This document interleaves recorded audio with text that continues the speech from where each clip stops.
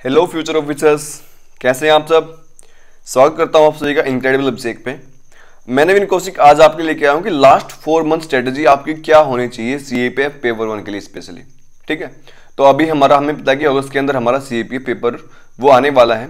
तो अभी जो 4 महीने बचे हुए हैं, कैसे आप उसका बेस्ट यूटिलाइज कर सकते हो।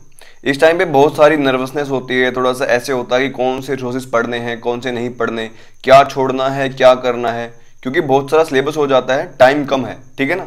लेकिन अब हमें क्या है, अब हमें स्मार्ट स्टडी करने की जरूरत है। ठीक है, स्मार्टली चीजों को पढ़ना है, जितना हमारे लिए रिक्वायर्ड है उतना ही पढ़ना है, फालतू की चीजों को हमें अब नहीं पढ़ना है। ठीक है, तो आज मैं वही शेयर करूंगा कि लास्ट 4 मंथ के लिए आपकी क्या स्ट्रेटजी होनी चाहिए, कैसे आपको चीजों को कवर करना है।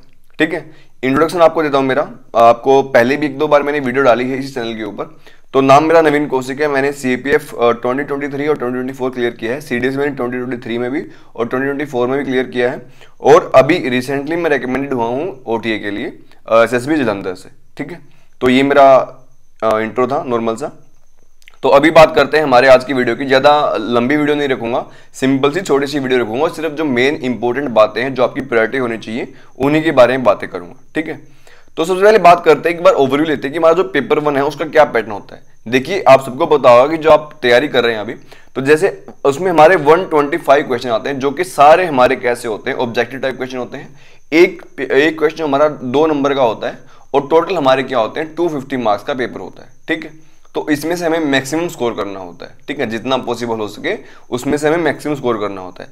सब्जेक्ट्स की अगर बात करें तो नॉर्मली आपका general science, quant and reasoning, polity, economy, geography, history और करंट अफेयर, मोस्टली आपका जो सारा पेपर है इन्हीं सब्जेक्ट्स के अराउंड रिवॉल्व करता है। ठीक है, ये मैंने आपको पहले भी एक वीडियो डाली थी और आपको नॉर्मली पता भी होगा। जो आप तैयारी कर रहे हैं तो आपने ऑब्वियसली सिलेबस को देखा ही होगा। ठीक है, तो आई होप कि आपने थोड़ा बहुत तो इनके बारे में पढ़ ही रखा होगा। जो रिसोर्सेज, कॉमन रिसोर्सेज हैं, उनको पढ़ लिया होगा। लेकिन अभी जो टाइम है ना, अभी ये टाइम वो नहीं है कि आप हर रिसोर्स को बहुत डीपली पढ़ पाओगे या फिर हर रिसोर्स को मतलब पूरा यूटिलाइज कर पाओगे। अभी हमें थोड़ा सा स्मार्टली स्टडी करने की जरूरत है। जो चीजें हमारे लिए इंपॉर्टेंट है, जितना हम कवर कर सकते हैं मिनिमम टाइम में, मैक्सिमम रिविजन जितना हम कर सकते हैं, उतना ही हमें अब क्या है, अब फोकस करना है। ठीक है ना, तो उसी के बारे में हम बात करेंगे आज के हमारे इस वीडियो के अंदर। ठीक है, एक बार फिर से आपको बता देता हूं सब्जेक्ट वाइज बुक लिस्ट। एक बार पहले भी मैंने ये मेंशन कर रखा है, सब्जेक्ट वाइज बुक लिस्ट अभी फिर बता दे रहा हूं। जो पहले वीडियो डाली थी उसके अंदर मैंने थोड़ी सी इलेबोरेट करके बताया था कि कौन सी बेसिक बुक भी बताई थी मैंने आपको। लेकिन अभी हमारे पास क्या है, सिर्फ 4 महीने बचे हुए हैं। तो इन 4 महीनों में हम वो सारी बुक्स नहीं पढ़ पाएंगे। ठीक है, कोई भी नहीं पढ़ पाएगा। तो अभी हमें क्या करना है, सिर्फ और सिर्फ उन्हीं बुक्स के ऊपर फोकस करना है जो कि हमारे मेन रिसोर्सेज है। क्लियर है, जो हमारे मेन सोर्सेज हैं, जिनसे हमारे मैक्सिमम क्वेश्चन आते हैं, उन्हीं के ऊपर हमें ज्यादा फोकस करना है। देखिए, प्रायोरिटी वाइज सबसे इंपॉर्टेंट सब्जेक्ट होता है आपका साइंस। सबसे इंपॉर्टेंट 25 to 30 के रेंज में आपके क्वेश्चन आते हैं सिर्फ और सिर्फ साइंस से। और सिर्फ आपको 2 बुक्स पढ़नी है, सिर्फ 2 बुक्स पढ़नी है, क्लास 9th एंड 10th की एनसीईआरटीज। इसको जितना हो सके मैक्सिमम टाइम इन चीजों को रिवाइज करना है, line by line, word by word. और हो सके तो नोट्स बनाने हैं, नोट्स कैसे बनाने हैं वो मैं आपको थोड़ा सा आगे बताऊंगा कि कैसे आप नोट्स बनाओगे हर सब्जेक्ट के। आई होप कि पहले भी आपने थोड़े बहुत नोट्स बनाए होंगे, लेकिन अभी रिसेंटली हमें क्या करना है, मतलब 4 महीने बचे हुए हैं, कैसे हमें शॉर्ट नोट बनाने हैं। ठीक है, वो मैं आपको थोड़ा सा आगे बताऊंगा। उसके बाद हमारा सेकेंड प्रायोरिटी होता है हमारा मैथ्स। देखिए, इसको इग्नोर करते हैं बहुत लोग, लेकिन ये हमारा बहुत स्कोरिंग सब्जेक्ट होता है। अगर आप मैथ्स के हमारे लगभग 18 to 20 क्वेश्चन आते हैं मैथ और रीजनिंग के। ठीक है, अगर आप उसमें से मैक्सिमम अटेम्प्ट कर पा रहे हैं तो आपके लिए वो बहुत अच्छा रहता है, आपके स्कोर के लिए बहुत ज्यादा अच्छा रहेगा वो। ठीक है, तो देखिए, इसके लिए हमें क्या करना है अभी के टाइम पे। देखो, अभी आप बिल्कुल स्टार्ट करोगे ना कि बिल्कुल स्क्रैच से मैं स्टार्ट कर दूंगा, तो शायद वो पॉसिबल नहीं हो पाएगा। तो अभी आपको क्या फोकस करना है, सिर्फ और सिर्फ आपको पीवाईक्यू के ऊपर फोकस करना है। ठीक है, सिर्फ और सिर्फ पीवाईक्यू के ऊपर फोकस करना है। वहां से आपको टॉपिक्स निकालने हैं कि कौन कौन से टॉपिक्स आपके इंपॉर्टेंट हैं। ठीक है, और उन्हीं के ऊपर आपको कुछ क्वेश्चंस और सोल्व करने हैं। चाहे आप यूट्यूब वीडियोस की हेल्प भी ले सकते हैं। सीएपीएफ पेपर के लिए आप मैथ्स के वीडियो को सर्च करेंगे तो आपको वो भी मिल जाएंगी। जो मेरी लास्ट लेक्चर थी उसके अंदर ही मैंने आपको बताया था कि रोडा नाम का चैनल है, रोडा नाम का एक चैनल है यूट्यूब के ऊपर, उसमें आपकी क्वांट एंड रीजनिंग की बहुत सारी वीडियोस हैं। तो आप जो टॉपिक्स आपको इंपॉर्टेंट लगते हैं जब आप पीवाईक्यू देखोगे, उनके हिसाब से आपको आइडिया हो जाएगा कि कौन कौन से टॉपिक्स जो है आपके इंपॉर्टेंट हैं, और उन्हीं के आप लेक्चर्स जो है वो इस चैनल के ऊपर देख सकते हैं। लेकिन ये आपका इंग्लिश मीडियम के लिए है, ये सारा का सारा आपका इंग्लिश में, सारे लेक्चर जो है वो इंग्लिश के अंदर है, ठीक है। तो हिंदी मीडियम वाले आप भी अपने कुछ सर्च करके यूट्यूब के ऊपर ऐसे आपको वीडियोस मिल जाएंगे, पक्का मिल जाएंगे मैथ्स के लिए, ठीक है। तो आपको सिर्फ यही करना है, ठीक है। अभी बिल्कुल स्क्रैच से मैथ को नहीं उठाना है, ठीक है। पीवाईक्यू को एनालाइज करना है और उन्हीं को सोल्व करना है, बार बार सोल्व करना है। लास्ट 10-12 साल के जो भी आपको क्वेश्चंस मिलते हैं उनको सोल्व कर लीजिए। जो आपके पीवाईक्यू है यूपीएससी सीसेट के, ठीक है, वो भी आप सोल्व कर सकते हैं, ठीक है। तो उन्हीं की हेल्प से क्या करना है, आपको अपना मैथ्स प्रिपेयर करना है। क्लियर है। उसके बाद आपका पॉलिटी के लिए हमारा सिंगल सोर्स रहेगा हमेशा ही हमारा एम लक्ष्मीकांत। उसके अलावा कुछ नहीं पढ़ना है, कहीं मत जाओ, सिर्फ और सिर्फ एम लक्ष्मीकांत पढ़ो और उसी को कवर टू कवर दोबारा पढ़ते रहिए, पढ़ते रहिए, पढ़ते रहिए, रिवाइज करते रहिए, शॉर्ट नोट बना लीजिए उसके जो भी आपको सूटेबल लगे और उसको बार बार रिवाइज कीजिए। कम से कम 10 से 12 बार आपको उसको रिवाइज करना ही करना है, ठीक है। ज्योग्राफी की आपकी इस टाइम पे मेन सोर्स होंगे आपके क्लास 11th एंड 12th की एनसीईआरटीज। 11th की आपकी फिजिकल ज्योग्राफी और इंडियन ज्योग्राफी, ये आपकी बहुत इंपॉर्टेंट है, बहुत ही ज्यादा इंपॉर्टेंट है ये आपकी। उसके अलावा आपकी 12th की जो ह्यूमन ज्योग्राफी है उससे आपके ज्यादा क्वेश्चन नहीं आते हैं, लेकिन आप उसको थोड़ा सा पढ़ लीजिएगा 2-3 बार। और अगर आपके पास टाइम बचता है तो आपने पढ़ी भी होगी जीसी लियोंग, मोस्टली आप पढ़ते ही हो। अगर जीसी लियोंग आपने पढ़ी है तो भी अच्छा है, नहीं पढ़ी है तो मैं आपको अभी भी रेकमेंड करूंगा कि आप एक बार जीसी लियोंग 2-3 बार इसको पढ़ लीजिए, ठीक है। मोस्टली आपका ओवरलैप करेगी, जो 11th क्लास की आपकी एनसीईआरटी है ना, उससे ही आपकी ओवरलैप करती है, ठीक है। लेकिन इसका जो फिजिकल ज्योग्राफी का पार्ट है ना, वो थोड़ा सा और इलेबोरेट है, ठीक है, थोड़ा सा वो और इलेबोरेट है, जिससे आपको थोड़े से क्वेश्चंस और अटेम्प्ट करने में हेल्प मिलेगी ज्योग्राफी के, ठीक है। तो मैं आपको अभी भी रेकमेंड करूंगा कि 11th की आप एनसीईआरटी अगर पढ़ चुके हैं फिजिकल ज्योग्राफी की और इंडियन ज्योग्राफी की, उसके बाद आप जीसी लियोंग भी एक बार पढ़ सकते हैं और इसी जीसी लियोंग को आप इसके अंदर इंटीग्रेट कर सकते हैं। दोनों को आप इंटीग्रेटेड वे में पढ़ सकते हैं। मान लो आप यहाँ पे रिवर वाला पार्ट पढ़ रहे हो, ठीक है, ठीक है, आप पढ़ रहे हो एल्यूवियल लैंडफॉर्म, तो सेम आप जीसी लियोंग से पढ़ सकते हो। तो इससे क्या है, दोनों चीजें आपकी साथ कवर हो जाएंगी, ठीक है। तो ऐसे आप इस चीज को पढ़ सकते हो, लेकिन रिसोर्सेज आपके यही रहने चाहिए। अब मैक्सिमम रिवीजन करनी है, अब हमें सिर्फ रिवीजन पे फोकस करना है, कोई नया रिसोर्स नहीं लेके आना है मार्केट से, ठीक है। कुछ नया नहीं पढ़ना है, जो पढ़ चुके पढ़ रहे थे वही पढ़ना है, ओके। उसके बाद आता है इकोनॉमी। देखिए अभी जो इकोनॉमी का वेटेज है वो बढ़ रहा है, चाहे आप सीडीएस की बात करें, चाहे आप सीपीएफ की बात करें, या फिर इन जनरल सिविल सर्विसेज की बात करें, आपके हर यूपीएससी एग्जाम के अंदर इकोनॉमी का वेटेज बढ़ रहा है। तो देखिए नॉर्मली मैं रेकमेंड करता हूं कि आप मृणाल की वीडियोस देख लीजिए, जो कि यूट्यूब के ऊपर फ्री में अवेलेबल है, ठीक है। उसके बाद आप नितिन सिंघानिया की जो बुक है, नितिन सिंघानिया की इंडियन इकोनॉमी की एक बुक आती है, ब्लैक कवर की आती है, ठीक है, जो मैंने को पहले बता रखी है, ओके। तो ये आती है आपकी, ये आप बहुत अच्छे से पढ़ सकते हो। इसमें बिल्कुल सिंपल लैंग्वेज के अंदर सिंपली चीजों को दिया गया है, ठीक है। और ये आपकी क्या करेगी ना, मोस्टली आपका सीएपीएफ कवर कर देगी, ठीक है। जो सिविल सर्विस के अंदर इकोनॉमी आती है वो थोड़े से हायर लेवल की आती है, लेकिन सीएपीएफ सीडीएस में आपका लेवल जो होता है थोड़ा सा हल्का सा लो होता है। तो आप इंडियन इकोनॉमी इससे अगर कवर करेंगे ना, तो मेरे को नहीं लगता कि आप कोई क्वेश्चन मिस करेंगे। इसके अंदर आपका सब कवर हो जाएगा और सिंपल लैंग्वेज के अंदर। जो मृणाल के नोट्स हैं वो बहुत ज्यादा इलेबोरेट हैं, बहुत ज्यादा डीप है और बहुत ज्यादा बड़े हैं। अभी आप पढ़ने जाओगे तो आप मेरे हिसाब से वो नहीं पढ़ पाओगे, ठीक है। लेकिन जो इंडियन इकोनॉमी की बुक है नितिन सिंघानिया की, वो आप अच्छे से कवर कर पाओगे। लेकिन अगर आपने कोई रिसोर्स पहले से फॉलो कर रखा, कोई भी आपने अगर और कोई बुक है आपकी, कोई श्री राम के नोट्स हैं या फिर कोई मृणाल के ही नोट्स बेसिक से हो, अगर आपने वो पढ़ रखे हैं पहले 2-3 बार, तो आप उसी को फॉलो करना, उसी को फॉलो करना। कोई नया बुक, कोई नई मटेरियल नहीं लेके आना, कुछ भी नहीं लेके आना नया, ठीक है। जो आप पढ़ रहे हो ऑलरेडी वही पढ़ना है, उसकी मैक्सिमम रिवीजन करनी है, मैक्सिमम। क्लियर है। उसके बाद आते हैं आपके करंट अफेयर इकोनॉमी के, बहुत इंपॉर्टेंट है। अभी आपका जो बजट आया है ना, वो आपका बहुत इंपॉर्टेंट है। अभी बता दे रहा हूं, बजट बहुत इंपॉर्टेंट है। जो आपके ग्राफ्स वगैरह आते हैं उसके अंदर जो आपके बताते हैं कि कौन से टैक्स का वेटेज सबसे ज्यादा है, कौन से टैक्स का सबसे कम है, तो ये चीजें जो आपकी बहुत इंपॉर्टेंट है, ये आपका पक्का 1-2 क्वेश्चन आएगा ही आएगा सीईपीएफ के अंदर, ठीक है ना।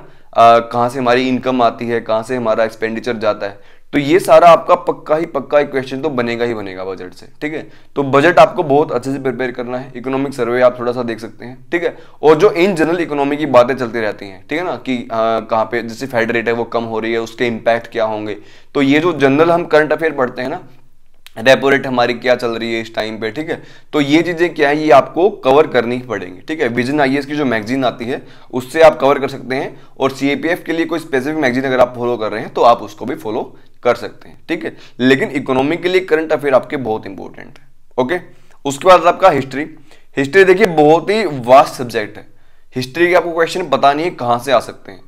कई बार ये जनरल भी आ जाते हैं, कई बार बहुत डीप आते हैं, किसी ने कुछ नहीं पढ़ा होता, कई बार हिस्ट्री क्वेश्चन वैसे भी आ जाते हैं, ठीक है। तो ये आपका बहुत ही आपका मतलब एंटिसिपेट नहीं कर सकते आप कि कहाँ से क्वेश्चन आएंगे कहाँ से नहीं आएंगे।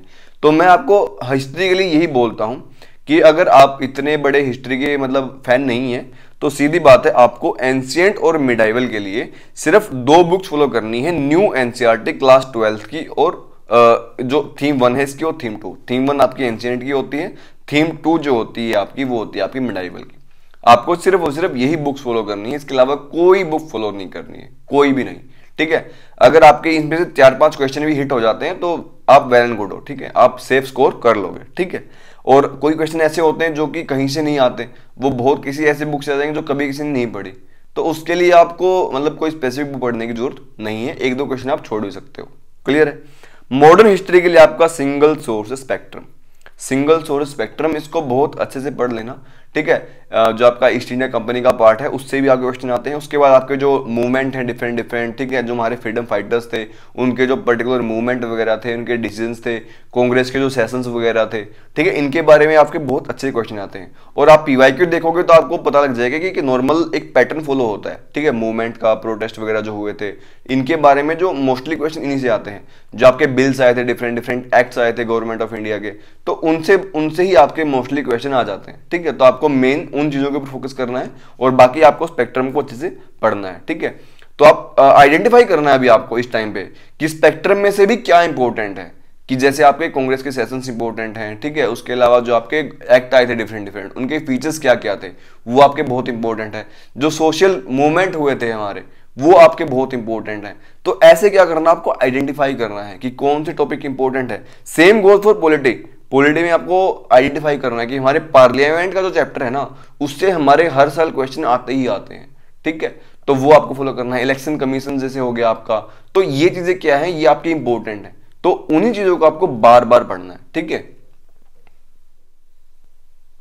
उसके बाद आती है आपकी मैपिंग। देखिए मैं इसको भी अलग सब्जेक्ट लेके चलता हूं क्योंकि मैपिंग से आपके आजकल 2-3 क्वेश्चन तो मिनिमम आ ही रहे हैं, कई बार तो ये 4-5 क्वेश्चन भी आ जाते हैं एग्जाम के अंदर, ठीक है, मैपिंग से सिर्फ। तो इसलिए मैं इसको अलग सब्जेक्ट मान के चलता हूं। इसको आपको बहुत डिटेल में करना है, स्पेशली जो आपके करंट अफेयर है ना उनको तो आपको करना ही करना है। इंडिया का जो मैप है ना वो आपको हाथों पे होना चाहिए।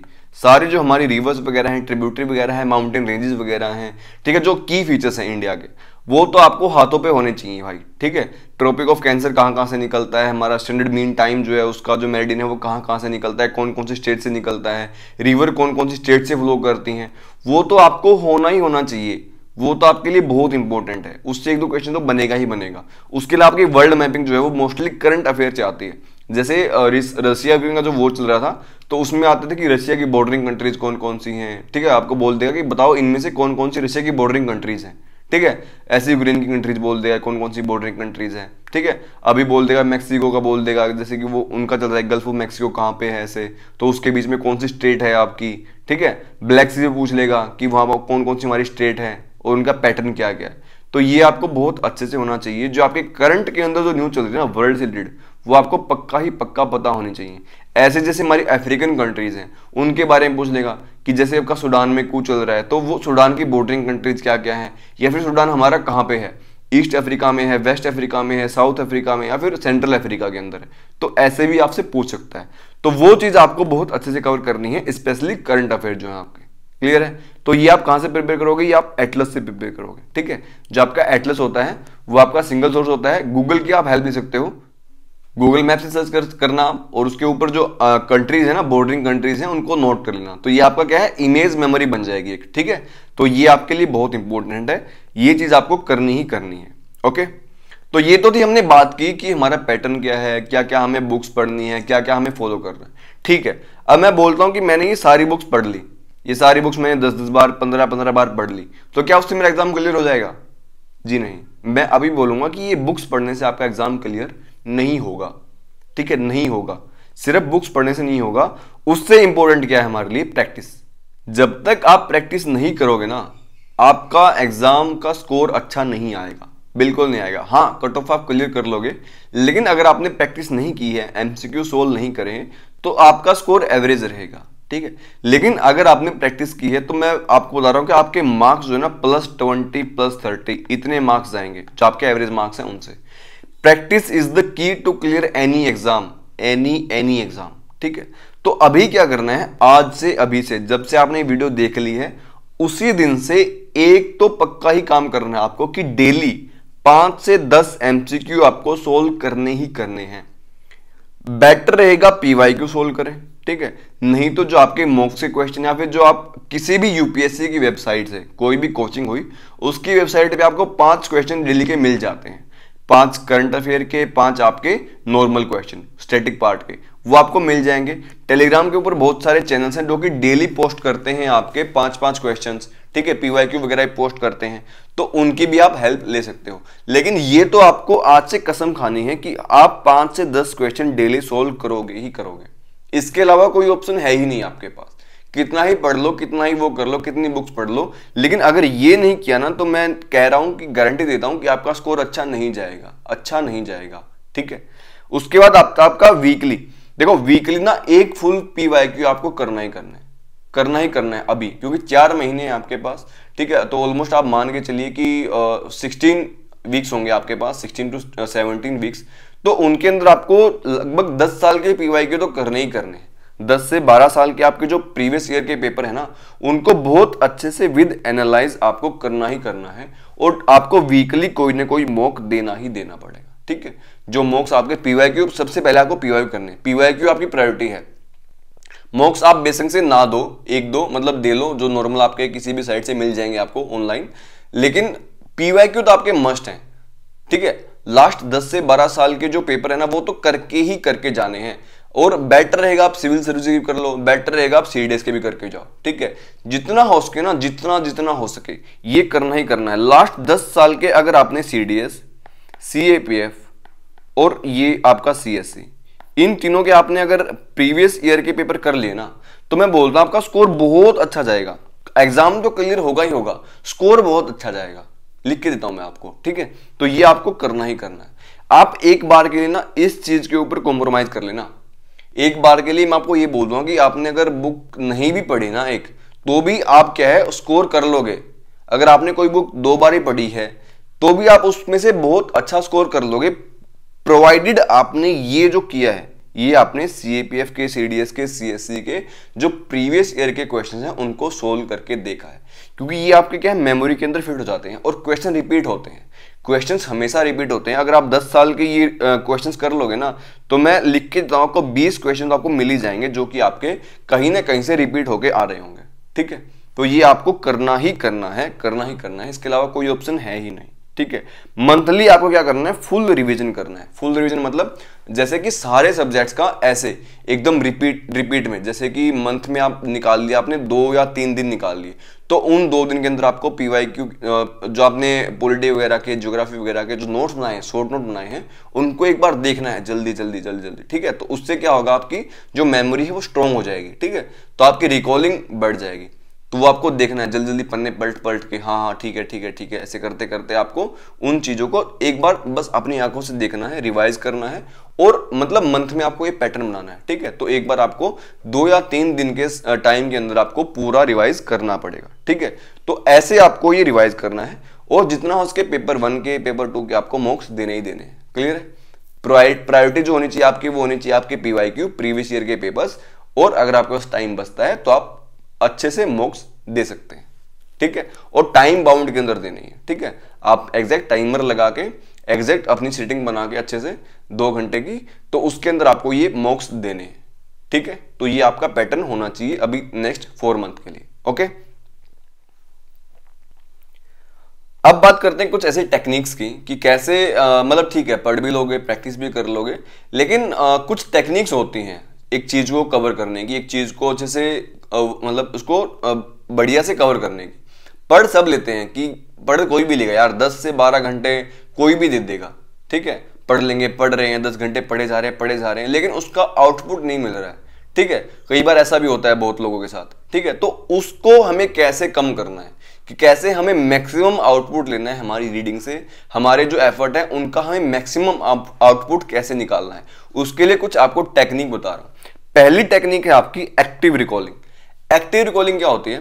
सिंपल सी बात है, आज मैं न्यूज़पेपर पढ़ रहा हूं, एक मैंने न्यूज़पेपर पढ़ा, द हिंदू मैंने उठाया, उसके अंदर मैंने देखा कि इलेक्शन कमीशन से रिलेटेड कोई न्यूज आई है, ठीक है। अब मैं क्या करूंगा, उसी न्यूज़पेपर के ऊपर अपने पेन से मार्क करूंगा कि इलेक्शन कमीशन का आर्टिकल कौन सा है, ठीक है। उसके बाद इलेक्शन कमीशन की पावर क्या क्या है, उसके बाद इलेक्शन कमीशन के मेंबर कौन कौन होते हैं, ठीक है, कौन उनको चूज करता है, वोटिंग कैसे होती है, ठीक है, क्या क्या डिसीजन ले सकते हैं ये, ठीक है। तो ये क्या है, मैं एक्टिव रिकॉलिंग करूंगा वहां पे बैठे बैठे अपने उसके ऊपर, पेपर के ऊपर ही। कोई चीज मुझे नहीं याद आ रही है तो मैं क्या करूंगा, वापस अपनी लक्ष्मीकांत उठाऊंगा, पॉलिटी की बुक उठाऊंगा और उसके अंदर मैं चेक करूंगा, ठीक है। तो ये क्या होगी आपकी एक्टिव रिकॉलिंग। तो इससे क्या हुआ, आपने 5 से 10 मिनट के अंदर पूरा इलेक्शन कमीशन दोबारा रिवाइज कर लिया, ठीक है। तो ये होती है आपकी एक्टिव रिकॉलिंग, ये आपकी बेस्ट टेक्निक होती है किसी भी चीज को कवर करने के लिए। क्लियर है? सेकंड टेक्निक आपकी स्पेस्ड रिपीटेशन। देखो रिपीटेशन कैसे करनी है आपको, कि बार बार चीजों को पढ़ना है। मतलब जैसे आपने एक बुक को आज पढ़ लिया, ठीक है, आज आपने मतलब मान लो आज आपने 50 पेज पढ़े, ठीक है। अब क्या करना है आपको, 2 दिन के बाद 1 घंटा निकालना है और उस 1 घंटे के अंदर इन 50 पेजेस को बस थोड़ा सा देखना है ऐसे फास्टली, ठीक है, बिल्कुल ऐसे देखना है एक बार, ऐसे जैसे रोबोट करते हैं ना, वो स्कैन करते हैं एक पेज को, तो ऐसे आपको क्या करना है, बिल्कुल स्कैन करना है उसको 1 घंटे के अंदर। तो ये क्या करेगा, आपकी जो रिकॉलिंग की पावर है, मेमोरी पावर है, उसको बहुत स्ट्रॉन्ग कर देगा, ठीक है। तो आप वो चीजों को भूलोगे नहीं, ठीक है। तो ये आप आपको किस चीज के लिए यूज करना है, कोई मान लो कोई सब्जेक्ट आपको अच्छा नहीं लगता, जैसे हिस्ट्री मुझे इतना पसंद नहीं है, तो मैं यही करता हूँ, तो हिस्ट्री में क्या करता हूँ कि उसको मैं अच्छे से पढ़ लिया मैंने एक बार, तो अब वो मुझे कम याद रहता है, हिस्ट्री मुझे याद कम रहता है, डेट मुझे कम याद रहती है, तो मैं क्या करूंगा, अब एकदम धीरे धीरे उसको मतलब एकदम फास्टली क्या करूंगा, रिकॉल कर लूंगा, पेज पलटूंगा, हाँ देखा, इंपॉर्टेंट जो डेट्स वगैरह वो देखी, और उससे क्या होता है फिर वो मेरे दिमाग में फिट हो जाती है। तो ये क्या होता है, आपका स्पेस्ड रिपीटेशन की टेक्निक होती है। थर्ड है आपकी नोट टेकिंग स्ट्रेटजी। अभी बात करें नोट्स कैसे बनाने आपको अभी के टाइम पे। अभी आपने नोट बनाए होंगे, किसी ने थोड़े से लंबे नोट बनाए होंगे, किसी ने थोड़े शॉर्ट बनाए होंगे, ठीक है, सबने कुछ ना कुछ नोट्स बना रखे होंगे अपने। नहीं बनाए हैं तो अभी कोई बड़ी बात नहीं है, जिसको बुक से याद होता है वो बुक से ही कर सकता है बिना नोट्स मेकिंग के, ठीक है। लेकिन अभी आपको नोट कैसे बनाने हैं, सिंपल, जैसे हमारा एक पेज होता है, सिंगल पेजेस लेने हैं आपको, A4 पेजेस लेने हैं। तो मान लो मैं आज पॉलिटी पढ़ रहा हूँ, ठीक है, उसके अंदर मेरा चैप्टर है पार्लियामेंट का, ओके। अब मुझे क्या करना है, इस पेज को 2 पार्ट के अंदर डिवाइड करना है, ऐसे ऐसे आपको क्या करना है, इसको फोल्ड करना है, यहाँ पे आप इसको फोल्ड करेंगे तो ये क्या है, 4 पार्ट के अंदर डिवाइड हो जाएगा, 2 पेज इस साइड वाले और 2 पेज इसके बैक साइड के, तो ये क्या हो जाएगा, 4 पेजेस के अंदर डिवाइड हो जाएगा, ठीक है। अब क्या करना है, यहां से आपको एक हेडिंग डालनी छोटी सी पार्लियामेंट की, और इसके जो की फीचर्स हैं, जो की नोट है, छोटे छोटे पॉइंट के अंदर, शॉर्ट पॉइंट के अंदर ऐसे आपको बनाने हैं, ठीक है। सेम यहाँ पे थोड़ा थोड़ा बिल्कुल छोटे छोटे वर्ड्स के अंदर, छोटे छोटे लेटर के अंदर, ठीक है। तो ऐसे आपको इसको बनाना है, शॉर्ट फॉर्म यूज करनी है, ठीक है। तो ऐसे क्या है, आपका जो पूरा चैप्टर है ना, पार्लियामेंट का चैप्टर, वो आप एक पेज के ऊपर कवर कर दोगे, कंप्लीट एक पेज के ऊपर आप उसको कवर कर दोगे, लिख के देता हूं मैं, ठीक है। तो इससे क्या होगा, आप जब एग्जाम से 1 महीना पहले चीजों को पढ़ोगे ना, तो आपको सिर्फ ये नोट्स पढ़ने हैं, सिर्फ ये नोट्स पढ़ने छोटे छोटे। इसमें आपको बहुत छोटे छोटे अक्षरों में मेंशन करना है कि आर्टिकल ये है, आर्टिकल ये है, ठीक है। उसके बाद पार्लियामेंट की पावर ये है, क्वेश्चन आर ये होता है, ठीक है, क्वेश्चंस ये होते हैं हमारे, स्टार्ट क्वेश्चंस, अनस्टार्ट क्वेश्चंस ये होते हैं, ठीक है। उसके बाद हमारे जो विप होता है वो क्या होता है, तो ये क्या है, नॉर्मल ऐसे आपको छोटे छोटे लेटर के अंदर लिखना है। जो चीज आप याद रख सकते हो ना, जो चीज आप याद रख सकते हो, जैसे आपका प्रेसिडेंट है, प्रेसिडेंट आप नॉर्मल याद रख सकते हो, तो उसके बारे में आपको नोट्स बनाने की जरूरत नहीं है। जो चीज आपको याद नहीं होती, कि फंडामेंटल राइट मेरे को एक्जैक्टली याद नहीं होते हैं, तो आप उसके ऐसे शॉर्ट नोट बना सकते हो, ठीक है। तो आपको क्या है, एक्टिव रिकॉलिंग में हेल्प करेंगे बाद में, ठीक है। तो ऐसे आपको नोट्स बनाने हैं, ओके। और फिर फोर्थ हमारी प्रैक्टिस टेस्टिंग।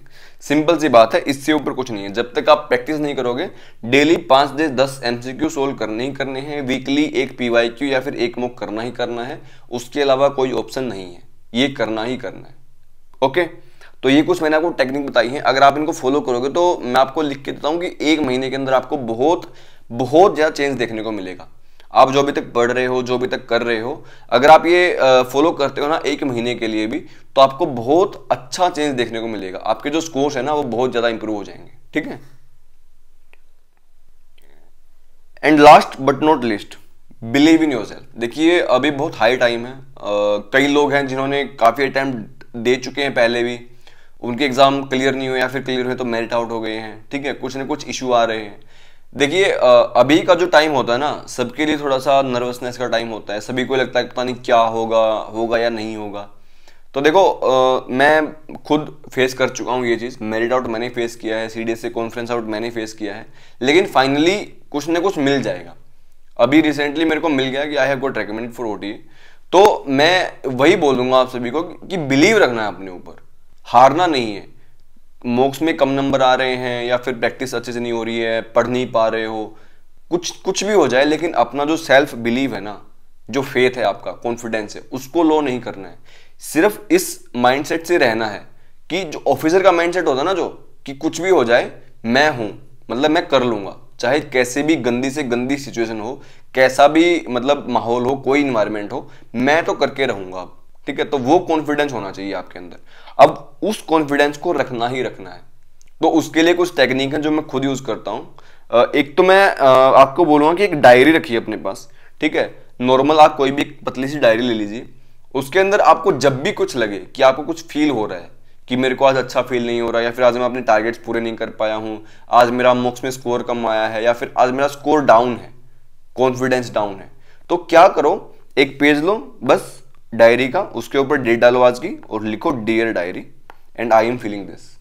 ठीक है, today I have done this this this and I could not score well, I could not perform good, my confidence is down, but उसके बाद में लिखो कि from tomorrow I will be very confident, I will improve, I will study better and I will give more mocks, I will practice more and I will score good in next mock। तो ये क्या है, आपको खुद को believe दिलाना है, बार बार हर रोज खुद को ये बोलना है, लिख के बोलना है कि हाँ मैं कर लूंगा, मैं करूंगा, टुमारो आई विल इम्प्रूव, मैं करूंगा, मैं आज प्रैक्टिस करूंगा। ठीक है, और वो आपका होना चाहिए नेक्स्ट। ठीक है, सिर्फ लिखने से काम नहीं होगा, करना भी है। क्लियर है, तो आपको ये चीज बहुत हेल्प करेगी। तो मैं आपको बहुत हाईली एडवाइस करूंगा, एक डायरी रखिए अपने पास, एक डायरी पक्का रखिए अपने पास, ताकि आप अपने आप को कभी अकेला नहीं महसूस करेंगे। कोई सपोर्ट करने वाला हो या ना हो, लेकिन आप खुद को ही सपोर्ट कर पाओगे। ठीक है, तो ये आपको रखनी है। फिजिकल एक्टिविटी आपको करनी है डेली, थोड़ा सा टाइम 1 घंटा अपनी बॉडी के लिए निकालना ही निकालना है। वर्कआउट कीजिए, थोड़ा बहुत घूमिए फिरिए, दोस्तों के साथ बातें कीजिए। ठीक है, और अपना मतलब फिजिकल फिटनेस पे आपको ध्यान देना ही देना पड़ेगा। उसके बाद है आपका last, smile for no reason. कुछ भी हो जाए, कैसी भी सिचुएशन हो, कैसा भी कुछ हो, मुंह पे हमेशा स्माइल होनी चाहिए आपके। ठीक है, जब तक ये स्माइल नहीं होगी ना, तब तक कॉन्फिडेंस नहीं आएगा और तब तक आप मतलब उस चीज को फील नहीं कर पाओगे। एग्जाम में जाओ, मॉक्स देने जाओ, कुछ भी करने जाओ, पढ़ने जाओ, कुछ भी करने जाओ, हमेशा एक स्माइल कैरी करिए अपने मुंह के ऊपर और हमेशा अच्छे से मतलब हंसते हुए जाइए कोई भी काम करने के लिए। ठीक है, तो आपको बहुत हेल्प करेगा। तो यही मेरी एडवाइस रहेगी लास्ट के 4 मंथ के लिए। आई होप आप सब अच्छे से इसको फॉलो करेंगे, और अगर फॉलो कर लेंगे तो पक्का आपको हेल्प मिलेगी। ठीक है, तो अच्छे से मैंने आपको डिटेल में बता दिया है। आई होप आपको आज की वीडियो पसंद आई होगी। तो थोड़ा सा चीज़ों को ध्यान से पढ़िएगा, अच्छे से मेहनत करते रहिएगा, और पक्का आप कुछ ना कुछ ज़िंदगी में अच्छा अचीव करेंगे। जब मेहनत करते हैं तो उसका जो फल है वो आपको मिलता ही मिलता है। ठीक है, तो मिलते हैं फिर आगे किसी और वीडियो के अंदर। Thank you everyone.